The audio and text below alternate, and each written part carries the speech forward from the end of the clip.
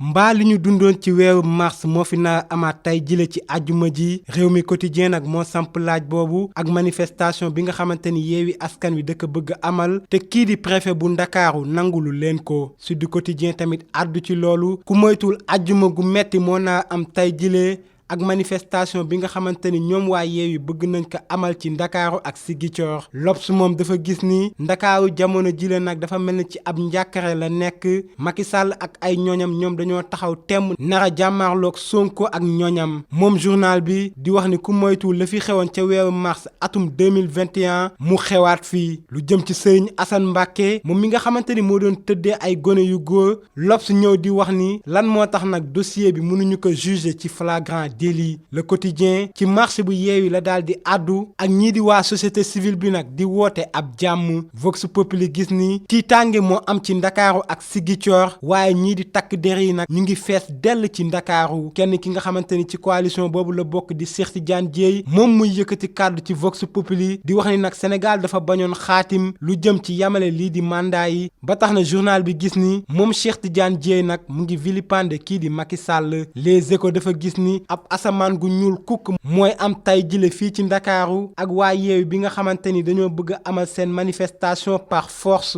ndax ci xarale yu yees yi sax ñu ngi siy gis ay hashtag yu si mel ni xeex rek moo mën a libérer askan wala sax ñun ñëpp nañu dem ca place de la nation ñoom ndaw yi sax di wane ay techniques yi nga xamante ni mën nañu jàmmaarloog lii di gaz lacrymogène yi Barthélémy Diaz moom mu ngi woo ñëpp ñu daal di wàcc ci mbedd yi takk drapeau bu Sénégal lu ci mënti am kenn ki nga xamante ni PDS la bokk di wuyoo ci turu Ali Nar Ndiaye moom mu ngi woo ay ñoñam ñu bañ a topp waa Yewwi ndax moom nag dafa gis ni Sonko dafa waxoon ñu daal di fusiller Maître Wade ba tey jile nag loolu mu ngi des seen put bi te mënuñu ko baal Direct News moom dafa gis ni ku moytuwul tey jile nag àjjuma gu tàng lay doon fële ca Ziguinchor lu jëm ci manifestation Yewwi bi ak li si mënti am enquête nag dafa gis ni dañoo war a génn ci mbir mi nga xamante ni jamono jile yóbbuwuñu fenn ndax moom journal bi dafa gis ni nag àjjuma gu tey jile ku moytuwul àjjuma gu metti lay doon ci réew mi ñii di société civile bi nag ñu ngi dox tànku jàmm ngir fitna bañ a am ci réew mi élection yooyu ju coow sax le mandat nag samp ab laaj di wax ni ndax waruñu kaa toxal Le Soleil moom àddu ci leneen ak njëg yi nga xamante ni yokk na rawatina lii di gasoil bi essence ak courant bi moom journal bi di ñu wan ni nan la nguur gi daal di def ba daal di éviter li nga xamante ni mënoon na ko jural ab jàngoro ndax ñoom nguur gi nag dañoo génn lu toll ci 300 milliards ngir mën a xeex ak mbir yiile Stade ñëw ci attaquant sénégalais yi nga xamante ni ñoo dàkk dugal Papis Demba Cissé nag moo nekk ca kaw Mamadou Niang topp ci Sadio Mané jël ñetteelu place bi Record moom sëkk ak waxtaan Patrick Vieira moom mi nga xamante ni mooy entraîneur bu Crystal Palace moom mi nekkoon football katu France bi leen nag gis ni Sénégal mën na def mbir yu am solo ca coupe du monde bay am ca Qatar moom Vieira gis ni tamit dañoo war a jox Sadio Mané gëdd